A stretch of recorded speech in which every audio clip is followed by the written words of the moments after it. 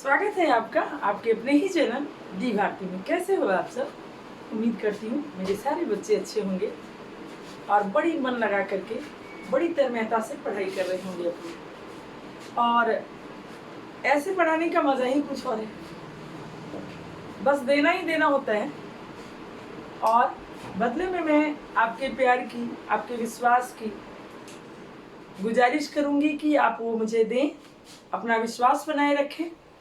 चलिए spoken series में हम लोग अगले कदम बढ़ाते हैं और अगला कदम में हम लोग सीखने जा रहे हैं क्या, जब सेंटेंस में गागे गिरे, सेंटेंस में जब वाक्य में गागे गिरे हैं तो हम उसमें सेल लगाएंगे, विल लगाएंगे या फिर प्रेजेंट इंडिफिनिट के अनुसार करेंगे।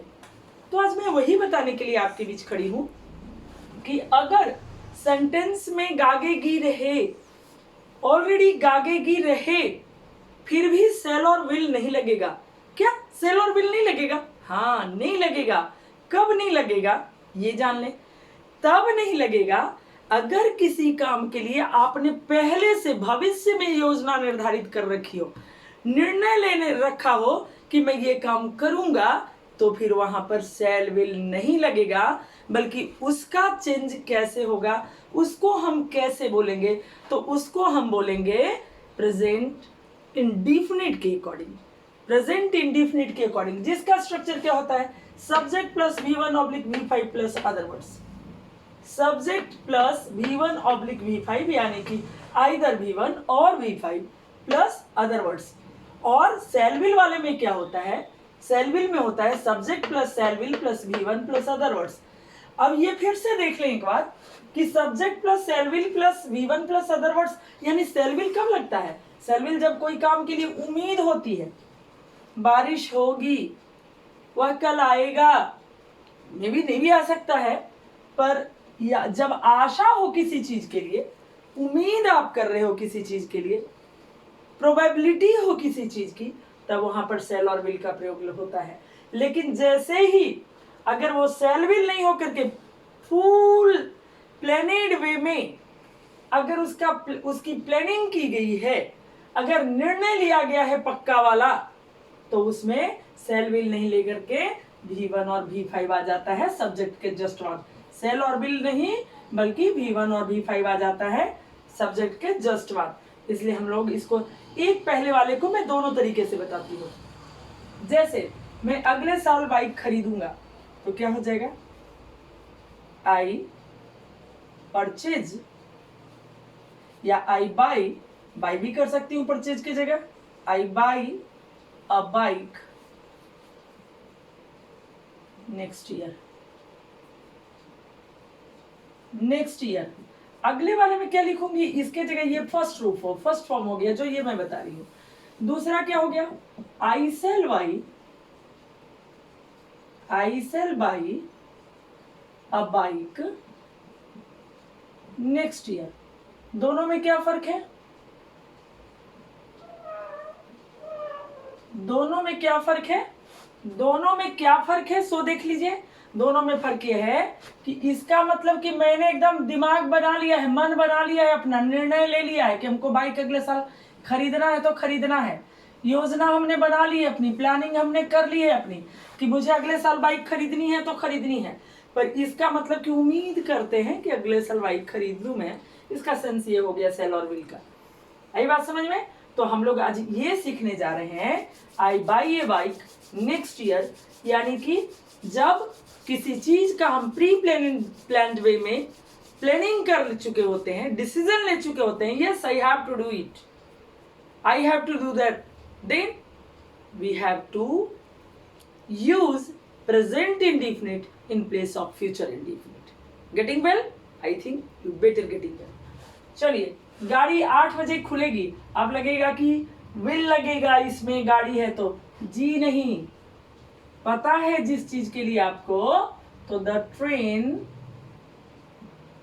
इसके लिए योजना तैयार है ट्रेन को चलने के लिए। सिंपली लगा लेते हैं लोग, लेकिन आप जानो यार ये एडवांस है, ये जनरल नहीं है, ये एडवांस है। तो the train starts 8 o'clock 8 o'clock, अगर आपको पता है उसमें भी कि 8 AM PM, तो आप यहाँ पर AM PM कर सकते हो, इधर AM और PM कर सकते हो, ये आपकी मर्जी है। प्रधानमंत्री परसों यहाँ आएंगे। प्रधानमंत्री का कार्यक्रम कभी देखा है कि एकाएक बन गया हो? चीफ मिनिस्टर का काम देखे हो कि कभी एकाएक बन गया है उनका प्लानिंग? नहीं, उनकी प्लानिंग ऑलरेडी बनी हुई होती है। तब क्या हो जाएगा? द प्राइम मिनिस्टर, द लगेगा, क्यों लगेगा? क्योंकि प्राइम मिनिस्टर एक ही होगा। The prime minister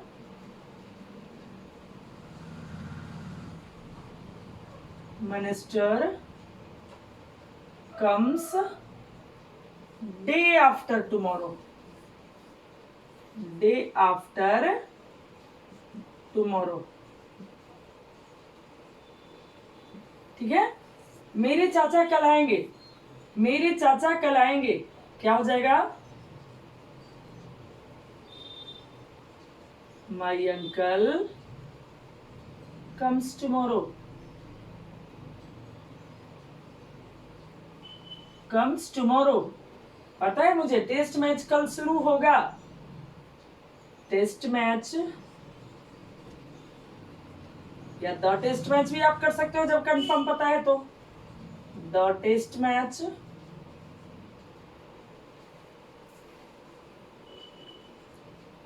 starts tomorrow, starts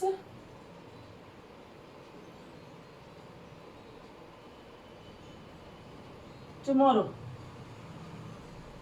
मतदान कल आरंभ होगा। Voting starts tomorrow।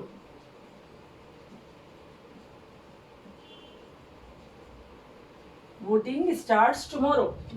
पता है हम लोगों को, इसके लिए योजना बनी है और ट्रेन चलती है तो योजना चलती है। टेस्ट में शुरू होता है, पहले से प्लान रहता है। तो आप वहां पर अभी तक हम लोगों को अगर बनाने के लिए मिलता या बोलने के लिए मिलता तो पक्का यकीन है कि हम लोग सेल विल का प्रयोग करते, पर नहीं करना है ना, करना ही नहीं है। हम लोगों को प्रेजेंट इंडिफिनिट के अकॉर्डिंग बनानी है। कब? जब प्लान वे में आपने किया हो, निर्णय ले चुके हो आप। Yes, you have to do that. चाहे जो हो जाए आपको वो करना है, आपने निर्णय ले लिया है। तो यहाँ पर क्या लगेगा?